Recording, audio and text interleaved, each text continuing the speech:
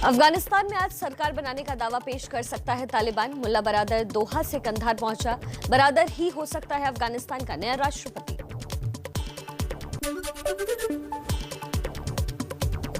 Taliban chief हिब्बतुल्लाह Akhundzada जल्द ही अफगानिस्तान में दिखाई दे सकता है। हिब्बतुल्लाह के किसी भी वक्त कंधार पहुंचने की संभावना है। तालिबान का ताजा बयान। प्रवक्ता ज़बीउल्लाह मुजाहिद बोला, अफगानिस्तान की जमीन से किसी अन्य देश को निशाना नहीं बनने देंगे। किसी भी दूतावास को हमसे कोई खतरा नहीं। महिलाओं के अधिकारों का सम्मान करेंगे, लेकिन इस्लामी कानूनों के तहत।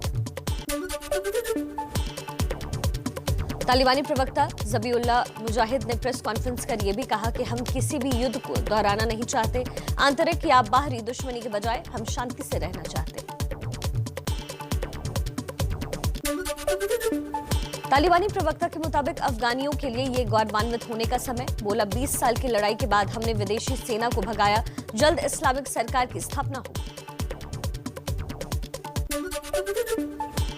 तालिबान ने भारत को अफगानिस्तान में अपने सारे अधूरे प्रोजेक्ट पूरे करने का न्योता दिया। कहा, अफगानिस्तान में भारत के प्रोजेक्ट में कोई नुकसान नहीं पहुंचाया जाएगा।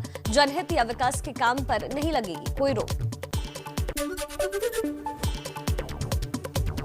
तालिबान ने पूरे अफगानिस्तान में आम माफी की घोषणा की। कहा, महिलाएं भी हमारी सरकार में शामिल हों। इस्लामी अमीरात नहीं चाहता है महिलाएं पीड़ित हों।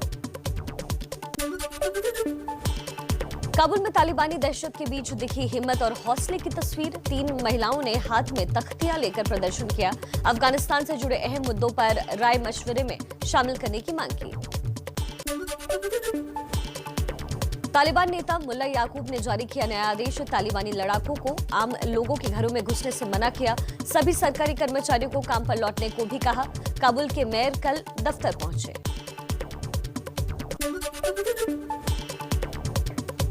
अफगानिस्तान में सरकार बनाने से पहले तालिबान कट्टरपंथी छवि को बदलने की कोशिश में लगातार जुटा। टोलो न्यूज की महिला एंकर बेहेश्ता को तालिबानी नेता अब्दुल हक हमाद ने इंटरव्यू दिया। काबुल में कारोबारियों से मिलकर उन्हें सुरक्षा का भरोसा भी दे रहा है तालिबान। तालिबानी नेता अब्दुल हमीद हमासी ने कारोबारियों से काबुल न छोड़ने को कहा। विदेशियों को भी निवेश के लिए न्योता देने की बात कही। अफगानिस्तान के उपराष्ट्रपति अमरुल्लाह सालेह की तालिबान को खुली चुनौती। सालेह ने खुद को कार्यवाहक राष्ट्रपति घोषित किया। कहा, स्थिति को मजबूत करने के लिए देश के सभी नेताओं से सलाह ले रहा हूं।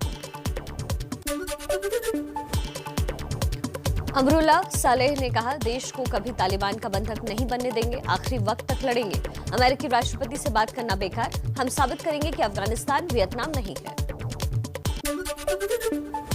20 सालों तक तालिबान से लड़ने वाले नाटो ने तालिबान की जीत को अफगान सरकार की नाकामी बताया। अपनी मिलिट्री ट्रेनिंग में भी बदलाव करने की जरूरत पर जोर दिया।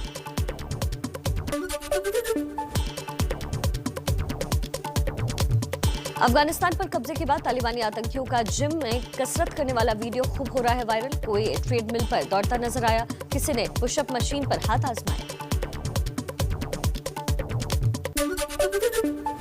अफगानिस्तान के अम्यूजमेंट पार्क में घुसे तालिबानी आतंकी की तस्वीर भी सामने आई। पार्क के अंदर खिलौना नुमा कारों पर सवार होकर उन्हें दौड़ाते नजर आए। सुर्खियां बना वीडियो।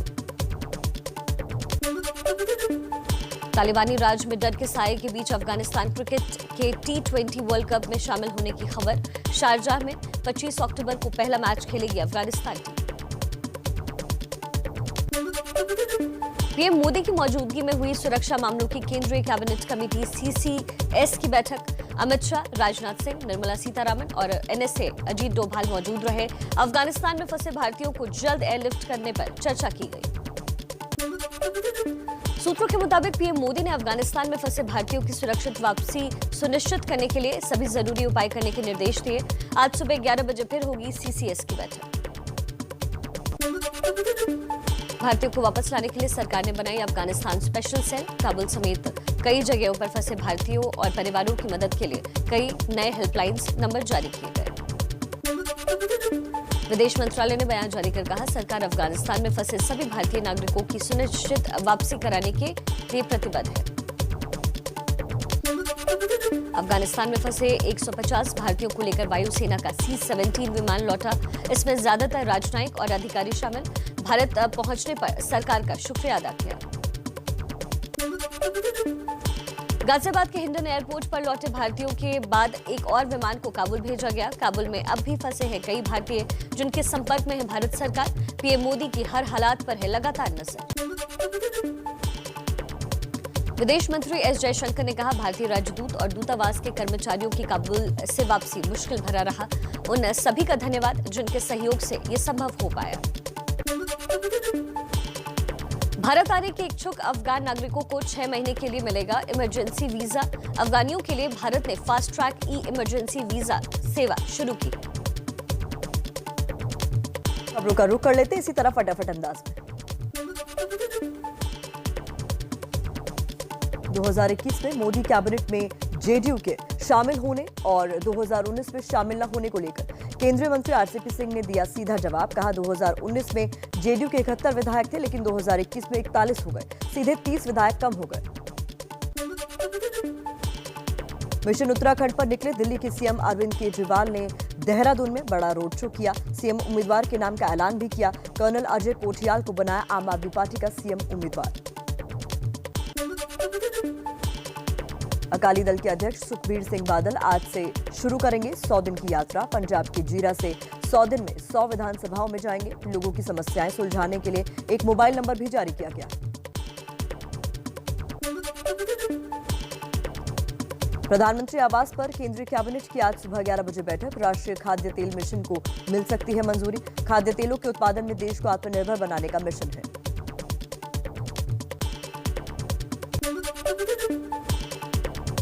यूपी की योगी सरकार आज अपने कार्यकाल का आखिरी बजट पेश करेगी। कई लोक लुभावन योजनाओं का ऐलान हो सकता है।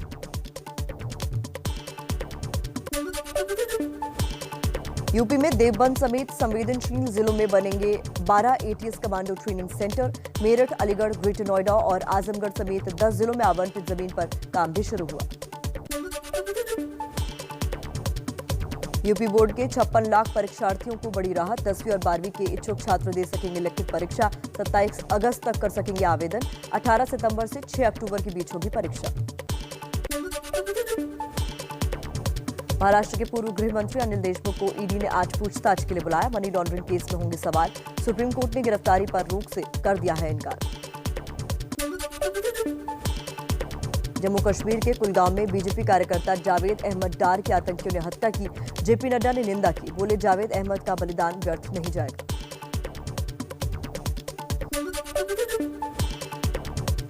केरल में आईएस मॉड्यूल के खुलासे के बाद एनआईए ने आईएस समर्थक गतिविधियों के आरोप में 2 चचेरी बहनों को गिरफ्तार किया। दोनों कन्नूर की रहने वाली। हो रही है कड़ी पूछताछ। देश में 154 दिन बाद कोरोना के मामलों में बड़ी गिरावट। पिछले 24 घंटे में 25,166 नए केस आए। 437 मरीजों की मौत। भारत में वैक्सीनेशन का बना नया रिकॉर्ड। 24 घंटे में 88,13,000 लोगों को लगी वैक्सीन, जो एक दिन में अब तक का सबसे ज्यादा वैक्सीनेशन। देश में अब तक 55 करोड़ से ज्यादा लोगों को लग चुकी है वैक्सीन की डोज। पटना में उफनती गंगा की बाढ़ से बड़ी लोगों की मुसीबत। अब शहर के भीतर कई इलाकों में पहुंचा बाढ़ का पानी। गलियां तक जलमग्न। पुलिस चौकी तक भी पहुंचा पानी। दिल्ली एनसीआर के लोगों को मिल सकती है गर्मी और उमस से राहत। आज से 22 अगस्त तक बारिश होने के आसार। 19, 21 और 22 अगस्त के लिए येलो अलर्ट और 20 अगस्त के लिए ऑरेंज अलर्ट जारी।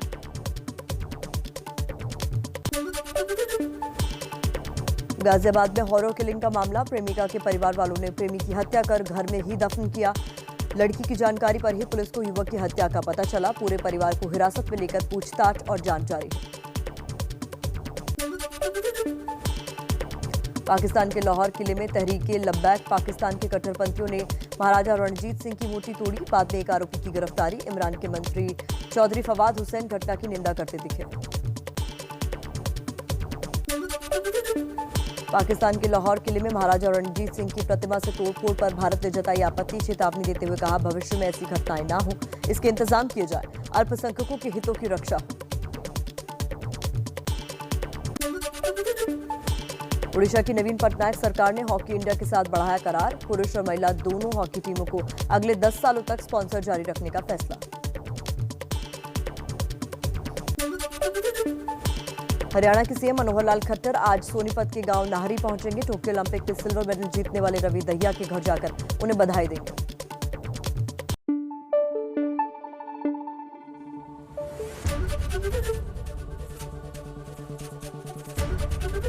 एबीपी न्यूज आपको रखे आगे।